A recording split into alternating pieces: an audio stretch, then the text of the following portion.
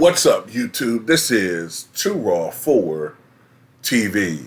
All right, so on my Too Raw for Sports channel, I talked about last night's play-in game between the Lakers and the Pelicans. Of course, the Lakers beat the Pelicans, and therefore they take the 7th seed, and they will play the Denver Nuggets, who are the 2nd seed in the first round. And I believe the Pelicans await the winner of the Hawks and Bulls game to see who will take the 8th seed. And they will, of course, play the Boston Celtics, whoever that team will be. The other game last night was between the 9th-seeded Kings and the 10th-seeded Golden State Warriors. Golden State is being seen as an aging dynasty, and many people felt like this may be the last go-around of the nucleus of Steph Curry, Klay Thompson, and Draymond Green.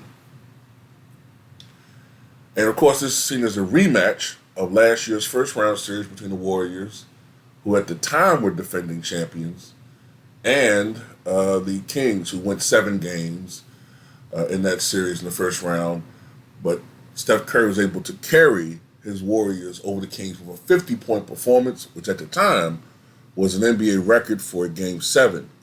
That record would be short-lived, as Jason Tatum would drop 51 points in the very next round in that Game 7 series, in that 7-game series in Game 7 against the Philadelphia 76ers. There would be no Steph Curry explosion last night, as the Sacramento Kings made sure that Steph Curry will not beat them in this one-and-done, potential one-and-done performance. So they harassed him, they double-teamed him, they swarmed him, and they held him to 22 points, which in itself, is a feat, being that this is a guy that has won, I believe, 2 scoring titles in his NBA career. So that in itself was a feat. The big story, though, was Klay Thompson.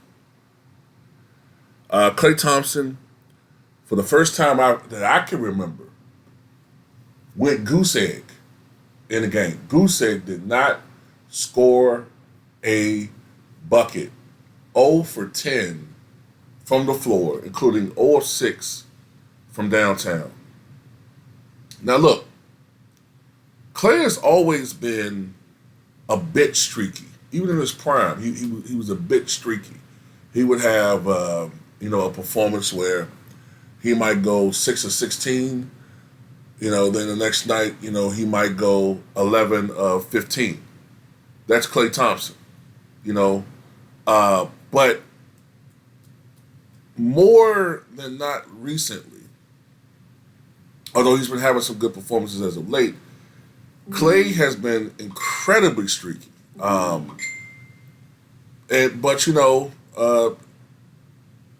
when he's bad, he's bad.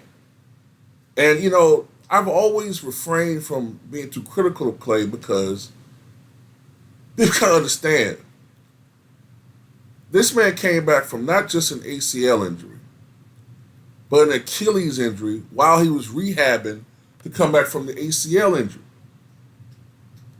So he's coming back from a career-threatening injury and then suffered what used to be a career-ending injury.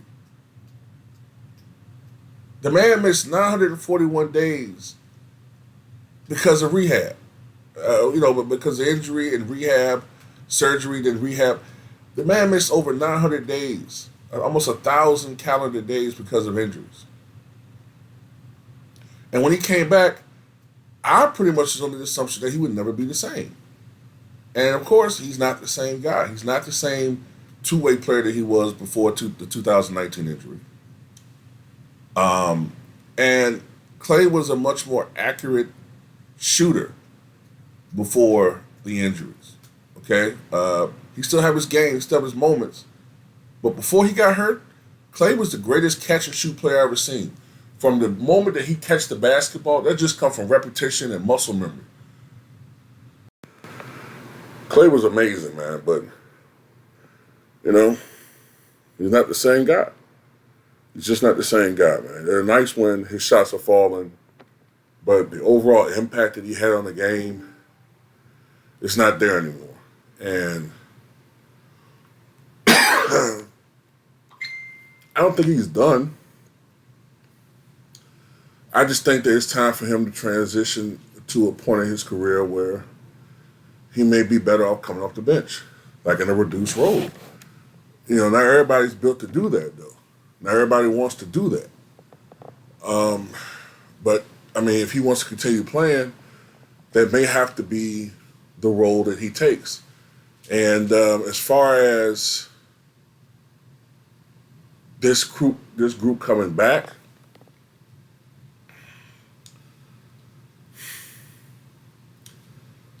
I mean, I know that I was looking at some of the talking heads today, and I saw Keyshawn Johnson saying that he don't think that their championship window is over.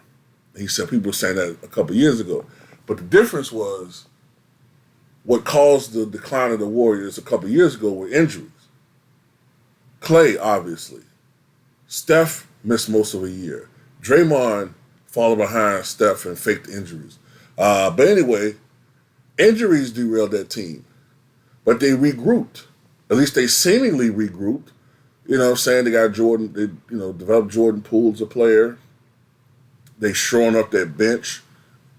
They got Wiggins, who was playing like an absolute beast that year. And they won a championship. But Wiggins hasn't been the same since the championship year. Jordan Poole is gone. They foolishly got rid of him. Draymond is more trouble than he's worth. Klay's not the same player. And Steph can only carry you but so much. Steph turns 36 years old. I think he turned 36 last month. So Steph can only give you but so much now. I mean, don't get me wrong. No. Let me phrase that. He can still play at a top tier level. But you're pushing it. He'll be 37 next March.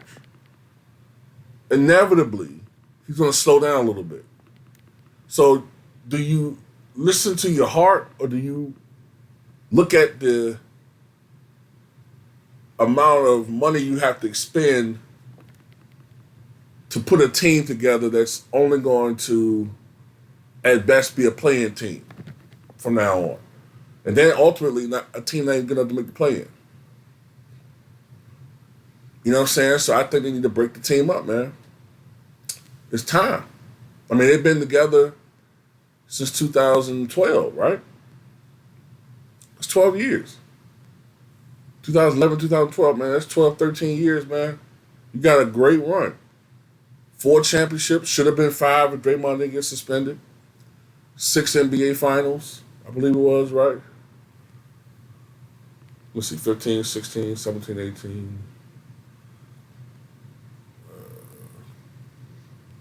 19, 22, yeah, 6 NBA finals. And, yeah, I just think it's time for them to let it go, man. Just got to go ahead and move on, man. You know, blow this up. I mean, they're probably going to keep Steph, obviously. If they keep Klay got to be in a reduced role, but, you know, I don't know. I get the impression that Klay wants more money than what they're willing to give him, so he may have to go too. Draymond need to get the hell up out of there. I mean, I saw a ticket video about Draymond saying he's happy and all that. Draymond don't want to be there no more, so they need to get rid of him, and then that's pretty much all they need. That's pretty much all they need to do, man. So that's all I got to say about it. Tell me what you guys think.